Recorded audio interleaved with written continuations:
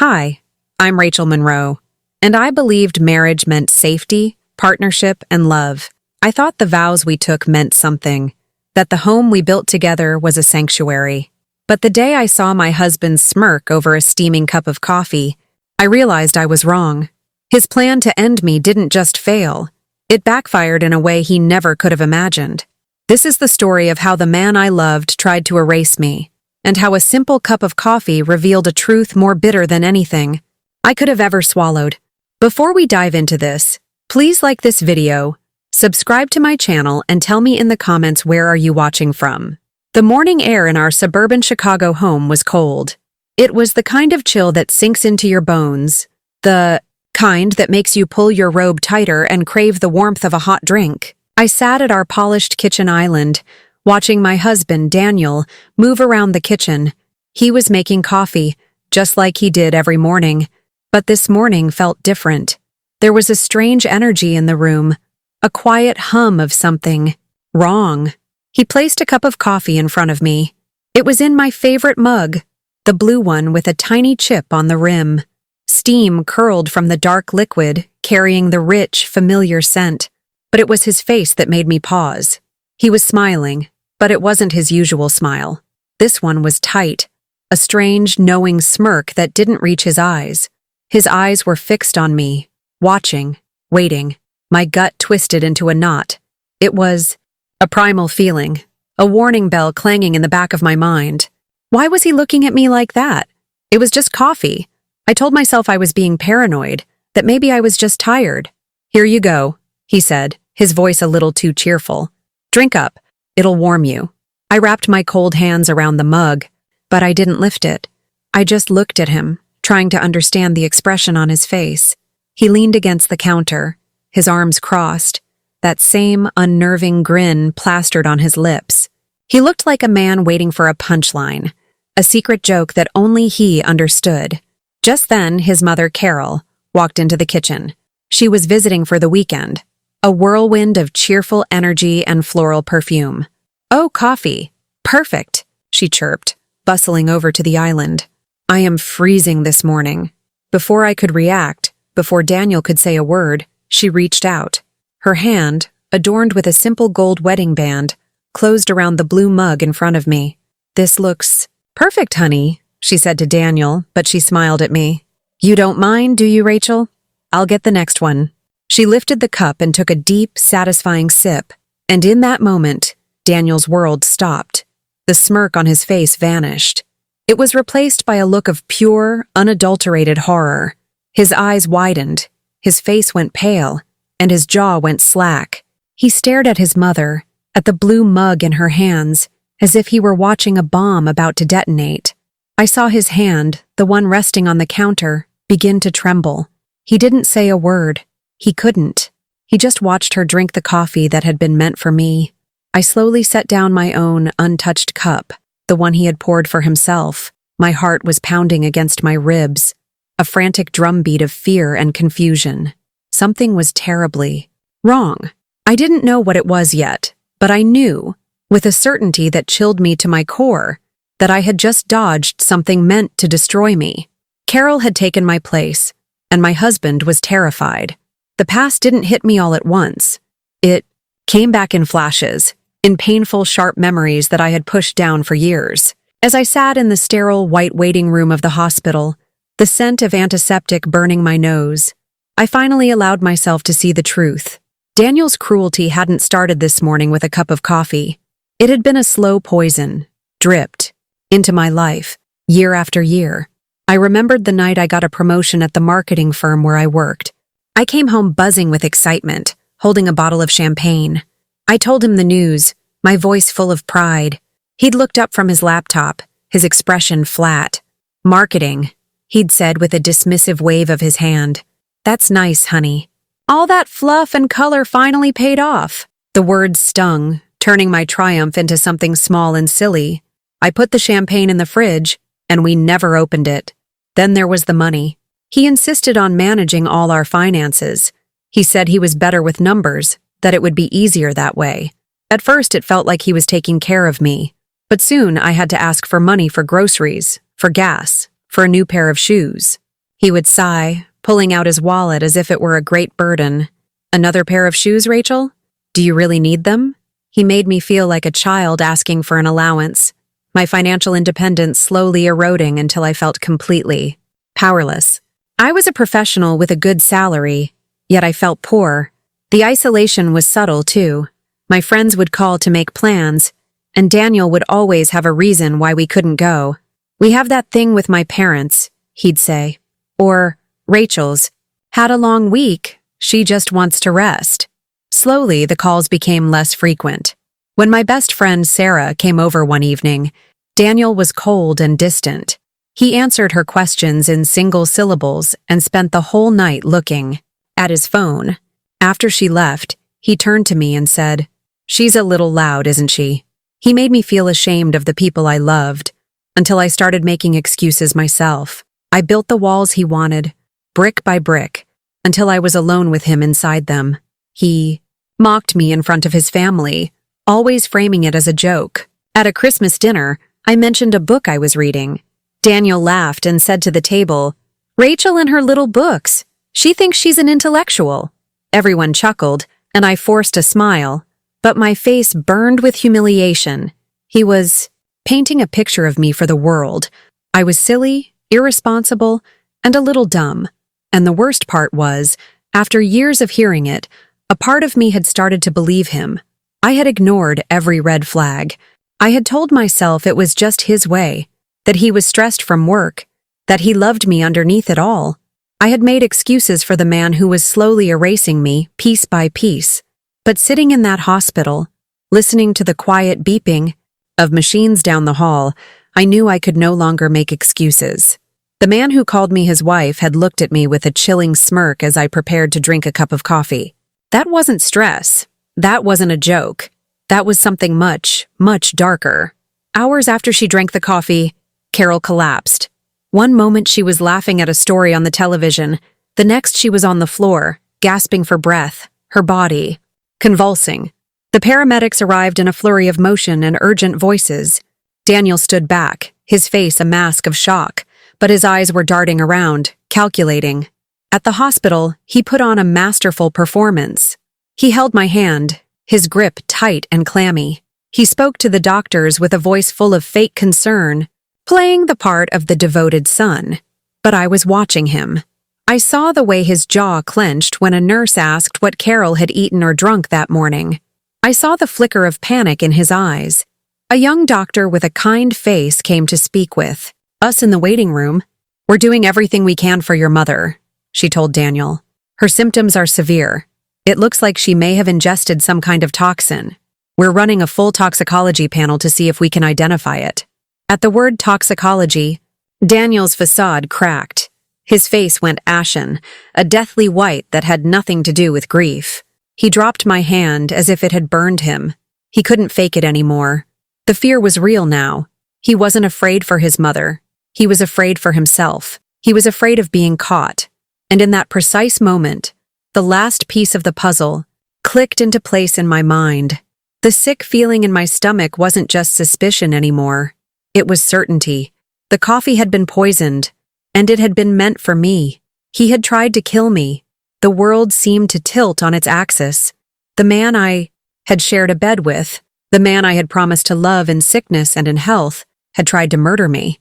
The realization was so monstrous, so overwhelming, that I thought I might faint. But I didn't. Instead, a strange, cold calm washed over me. The fear was still there, but underneath it, something new was taking root. Resolve. I wouldn't scream. I wouldn't cry. I wouldn't confront him and give him the chance to lie his way out of it, or worse, to finish the job. He thought I was weak. He thought I was the silly, clueless woman he had worked so hard to create. He was wrong. I looked at my husband, the man who was now a stranger, and I made a silent promise to myself. I would not be his victim. I would be his undoing. That night, after we got home from the hospital, Daniel went straight to bed, claiming exhaustion. I waited until I heard the soft, even rhythm of his breathing, and then I slipped out of the room. I went to his office, the one he always kept locked. I found the spare key we kept hidden in a vase and quietly let myself in. My hands were shaking, but my mind was clear. I started searching. I didn't know exactly what I was looking for, but I knew I would recognize it when I saw it.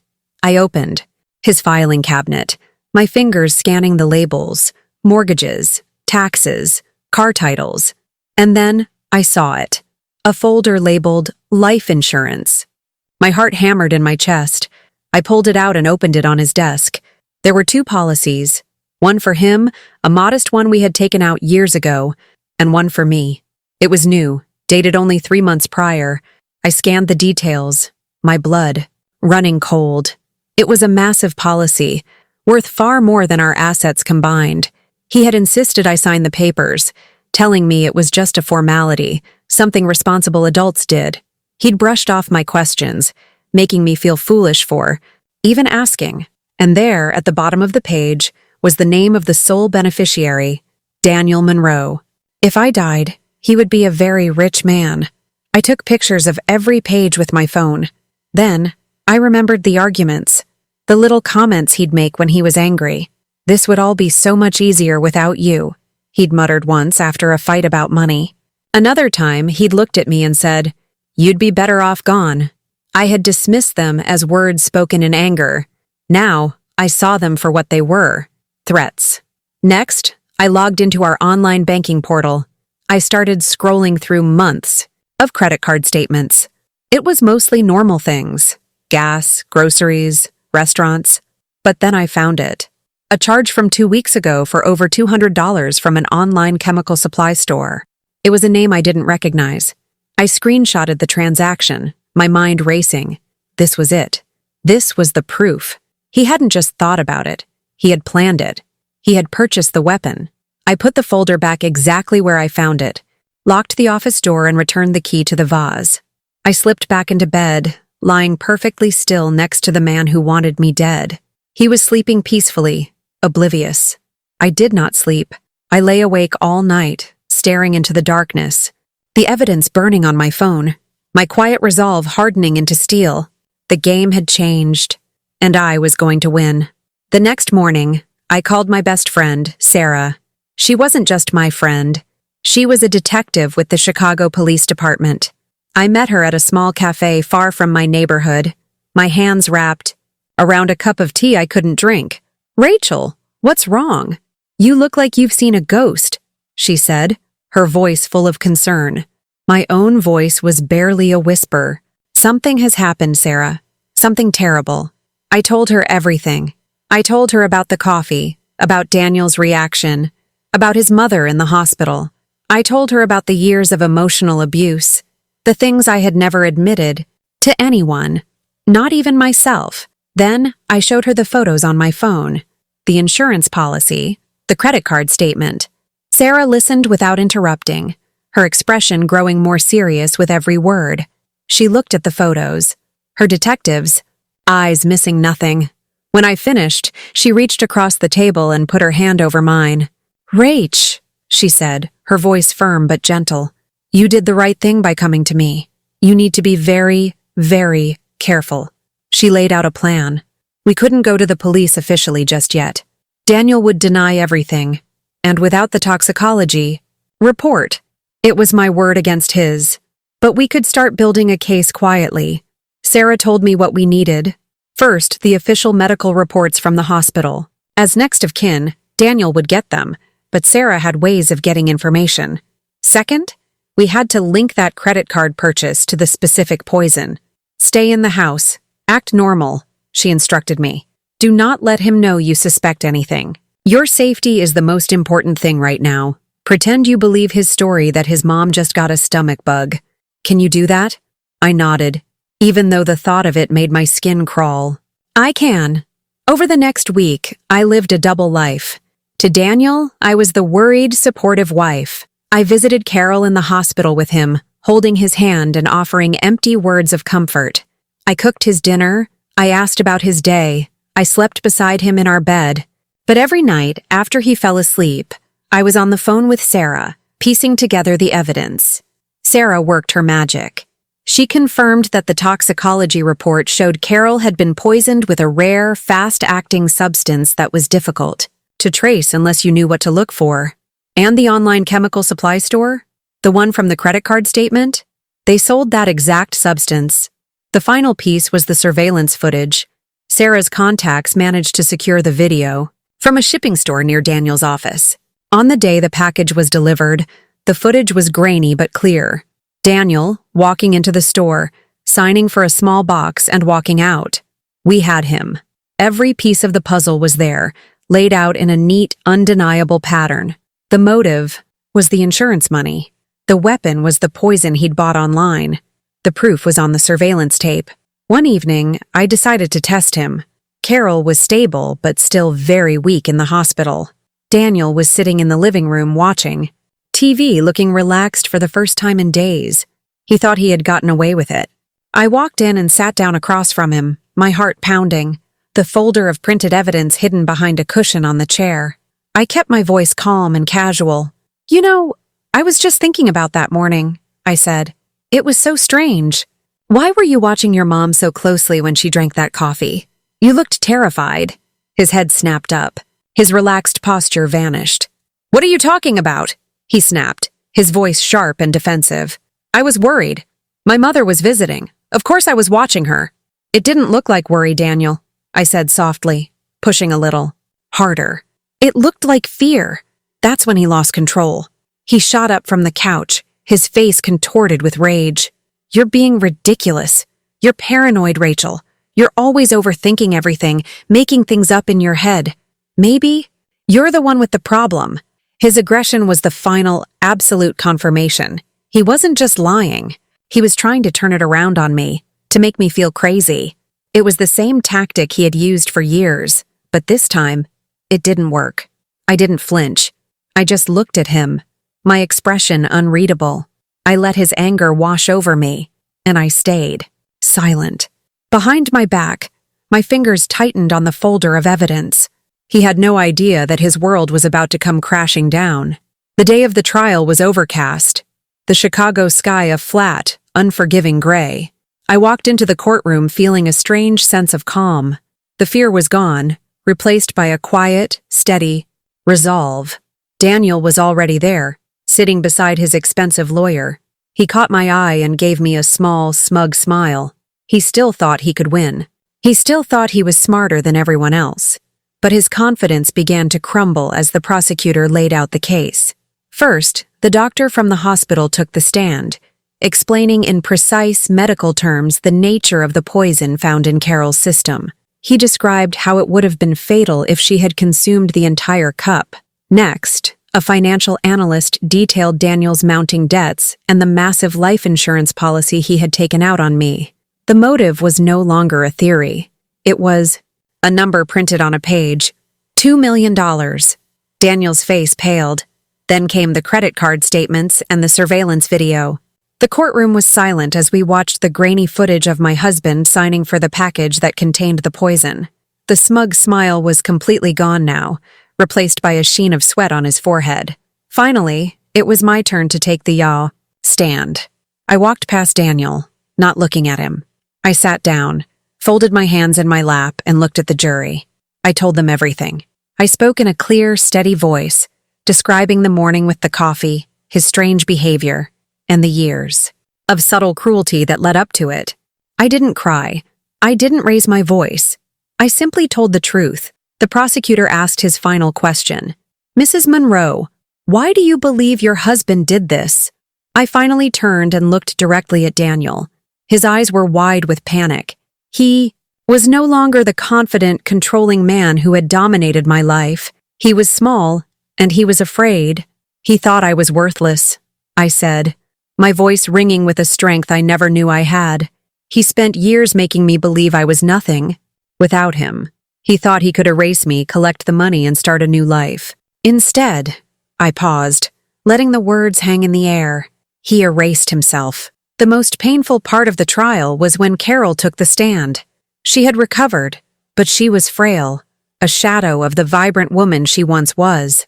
She walked slowly, aided by a cane. She sat in the witness box, tears streaming down her face, and looked at her only son. "He was my boy," she whispered, her voice cracking. "My sweet boy." She recounted the morning of the poisoning, how her son had watched her drink the coffee without a word of warning. She testified that he had visited her in the hospital, crying and telling her he loved her, all while knowing he was the one who had put her there. Her testimony sealed his fate. It was the ultimate betrayal, a mother forced to condemn her own child to save the life of the woman he had tried to kill. The jury didn't take long.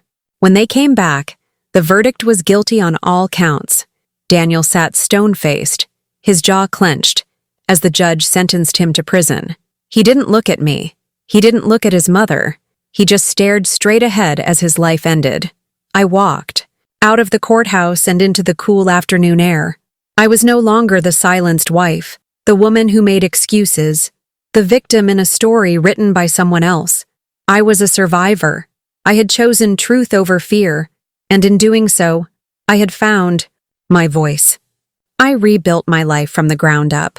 I sold the house in the suburbs, the one with the polished kitchen island and the ghosts in every room.